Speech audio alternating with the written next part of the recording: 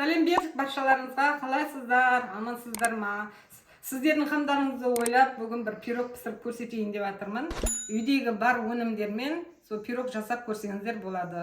Балдарыңызға және өздеріңізге шаймен ішуге өте тамаша пирог. Соны көрсетемін. Қазір сіздерге алдымен таныстырып өтейін. Бізге ең қажетті заттарымыз, осы өнімдерімізде ұн керек болады. Одан кейін алдарыңызда тұрған мани каша, манка ойдағыдай. Содан кейін барып шекер, бір кесе шекер, сосын разрыхлитель и қаймағымыз бар. Қаймағымызды өзі бір 200 грамм деп есептейміз. Сонымен қатар 4 жұмыртқамызды дайындадық. И мына жерде 30 граммдай сары майымыз бар. Енді жасалу жолы біріншіден біз мына қаймақты аламыз. Осы қаймаққа қазір көрсетем. Мына мани кашаны осы қаймаққа араластырамыз, жақсылап тұрып. Саламыз.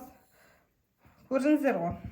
Осылай салып болғаннан кейін араластырып, бұл мани каша мен мына қаймақ екеуі бұқтырылу керек. Көтеріліп бұқтырылу керек. Осылай қазір мен тағы да жақсылап араластыра берейін. Қаймағымыз негізі 25, майлығы 25%. Осы қаймақпен қазір бұқтырыла береді. Аузын жауып қоямыз да, сосын кейін арасына осылай кіргізіп, қасықты батырып, өз ыдысына осылай жасай салдым. Негізі үйлеріңізде қаймақ болмаса, не болады, айрандар болады, сол айранды қолдансаңыздар да болады. Мысалы, бір кесе айранға бір кесе манканы қосып, осылай қалдырып қойыңыздар, сонда бұл бұқтырылып тұрады. Ісінеді, бұқтырылып ісінеді. Бұны қойып қоямыз, қазір крышкасын жауып. Содан кейін барып, қалған ингредиенттерді қоса береміз.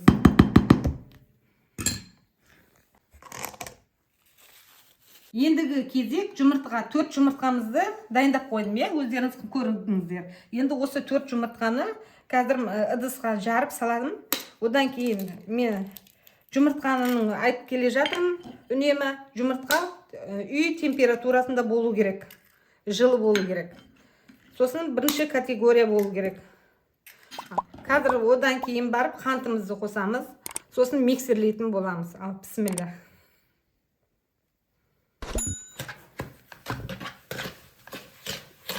Көтерілгенше қазір миксерлейміз.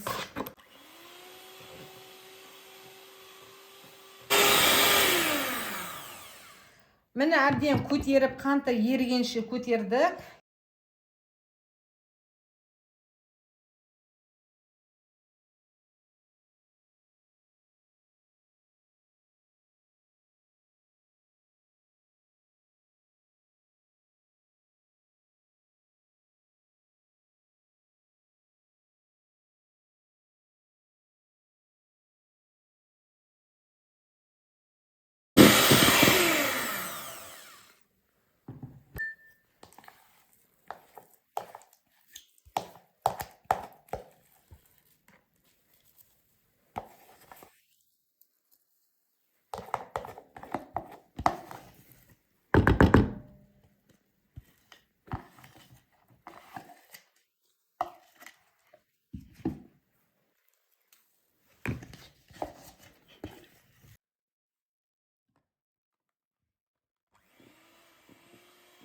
Міне жаңа немізді, манкамызды салып болдық. Енді майымызды қосып жібереміз, осылай.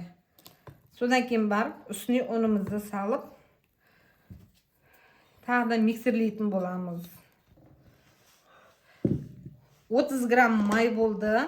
Енді мына ұнымызды жаймендеп қосатын боламыз.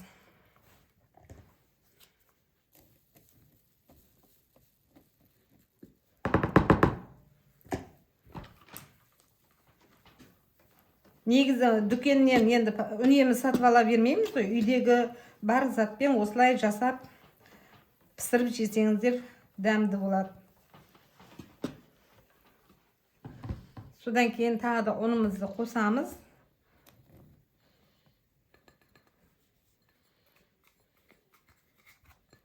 Сосын үстіне разрыхлитель қосып жібереміз. Мынандай. Осындай шай қасықпен разрыхлитель. Енді жаймен араластырып, осылай тоққа қоспай тұрып араластырып аламыз. Егер үйде мак болатын болса, мак қоссаңыздар өте дәмді болады. Менде мак жоқ, бітіп қалған екен. Енді барымен базар деп жасап көрсетіп жатырмын сіздерге.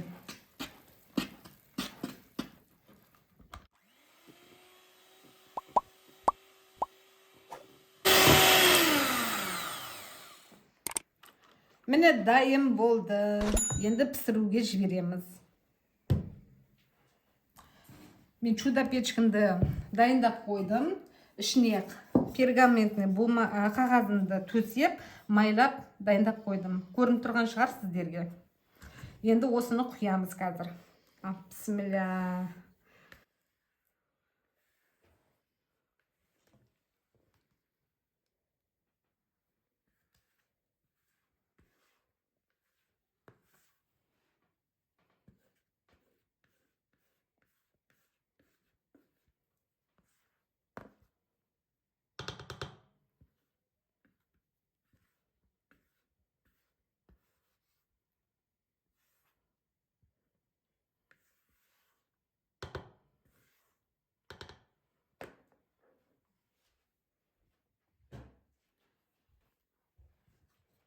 Міне дайын. Қазір енді қосып пісіретін боламыз. Қазір крышкасын алып келейін. Негізі чудо печкамен пісірем, мен көбісі сұрайды, жаңа чудо печканың асы піспейді ғой деген сияқты. Білмеймін, мен өзімнің чудо печкам өзімдікі жақсы пісіреді. Егер сіздерді дұрыс пісірмеген болатын болса, онда ішіндегі мынасы ашып, спираль деген болады, соны сатып алып, жаңартсаңыздар, чудо печкаларыңыз күшті жұмыс істейтін болады. Барлық нәрсені күшті пісіретін болады. Ал енді бисмилля деп пісірімге жіберейік. Жатырым, бисмилля рахман. Енді осыны жар сағат деп қараймыз. Жар сағаттан кейін бір тексеріп көреміз. Егер піскен болса, чудо печкадан түсіріп аламыз. Міне қараңыздар. Әдемі болып пісті. Қазір түсіреміз.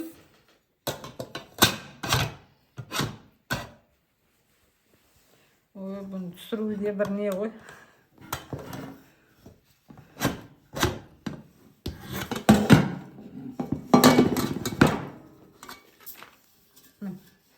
Асты да, үсті де әдемі болып пісті.